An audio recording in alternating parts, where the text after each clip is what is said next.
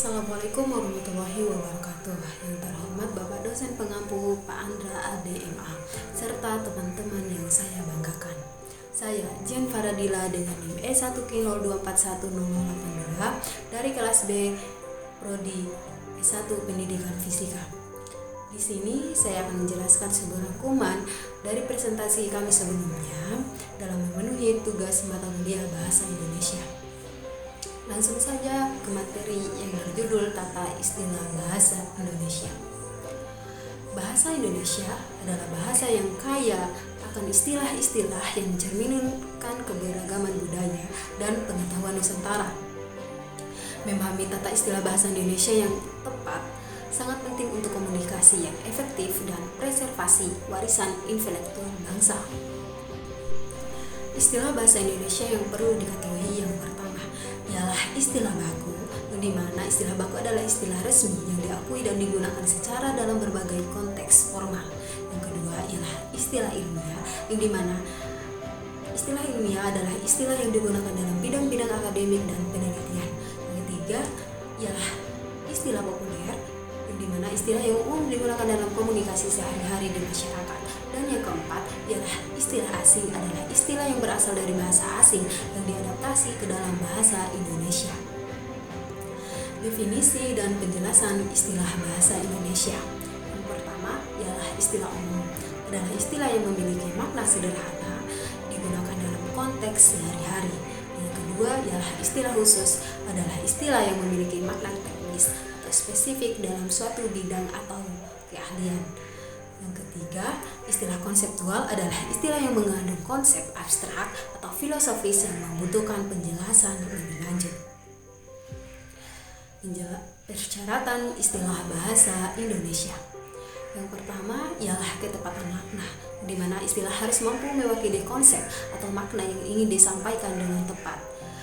Kedua, keunikan istilah harus memiliki bentuk yang unik dan mudah diingat serta tidak membingungkan.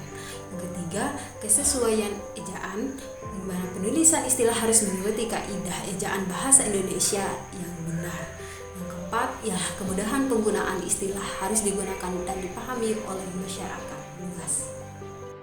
Selanjutnya ialah perekaciptaan istilah bahasa Indonesia. Yang pertama ialah imbuhan, penambahan imbuhan pada kata dasar seperti ketuk dan getuk. Yang kedua ialah pemajemukan, penggabungan dua kata atau lebih seperti rumah sakit. Yang ketiga ialah penyingkatan, pembentukan istilah baru melalui peningkatan seperti DPS atau Departemen Kesehatan.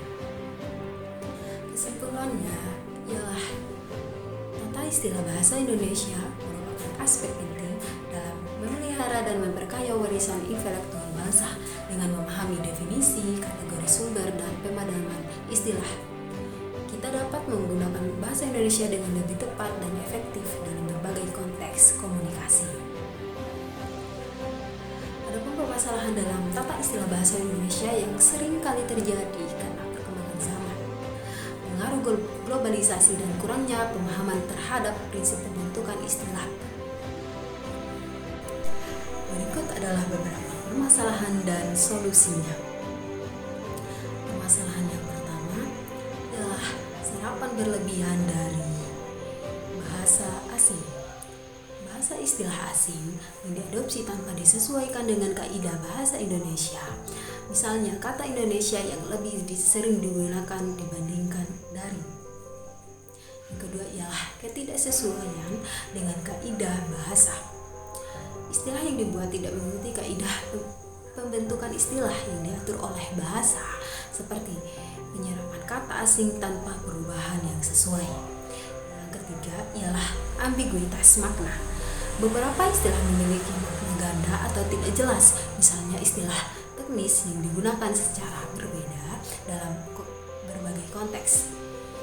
Yang keempat ialah kurangnya sosialisasi istilah resmi. Istilah yang telah distandarkan oleh Badan Bahasa kurang dikenal masyarakat karena minimnya sosialisasi dan penggunaan dalam media atau pendidikan. Keempat adalah penggunaan istilah tidak konsisten. Dalam beberapa bidang, istilah yang digunakan tidak seragam sehingga menimbulkan kebingungan terutama dalam ranah ilmiah dan teknologi. Dan solusi permasalahan pada tata istilah bahasa Indonesia yang pertama ialah peningkatan sosialisasi dan edukasi, di mana Badan Bahasa perlu meningkatkan penyebaran istilah resmi melalui media massa, buku pedoman, dan institusi pendidikan. Yang kedua ialah pemasyarakatan istilah baru. Istilah yang diusulkan sebaiknya disesuaikan dengan budaya dan kebiasaan masyarakat sehingga lebih mudah dan diterima. Solusi permasalahan tata istilah bahasa Indonesia. Yang pertama ialah peningkatan sosialisasi dan edukasi, di mana Badan Bahasa perlu meningkatkan penyebaran istilah resmi melalui media massa, buku pedoman, dan institusi. Yang kedua ialah pemasyarakatan istilah baru. Istilah yang diusulkan sebaiknya disesuaikan dengan budaya dan kebiasaan masyarakat sehingga lebih mudah Yang ketiga ialah pemantapan kaidah penyerapan istilah asing, yang dimana istilah asing diserap perlu disesuaikan dengan ejaan dan struktur bahasa Indonesia tanpa mengubah maknanya. Yang keempat ialah peningkatan kerjasama antar ahli, di mana para ahli bahasa dan pakar bidang tertentu perlu bekerja sama dan menetapkan istilah yang sesuai dan dapat digunakan secara seragam. Yang kelima ialah penguatan regulasi dan standarisasi, di mana penetapan istilah resmi sebaiknya diikuti dengan penguatan aturan penggunaannya di berbagai sektor seperti pendidikan, media, dan pemerintahan.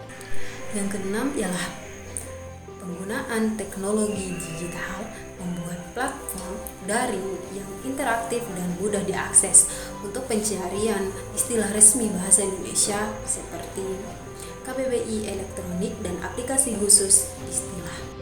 Dengan pendekatan ini atau dengan solusi ini, diharapkan tata istilah bahasa Indonesia dapat berkembang sesuai dengan kebutuhan zaman tanpa kehilangan identitasnya. Sekian dari saya. Wassalamualaikum warahmatullahi wabarakatuh.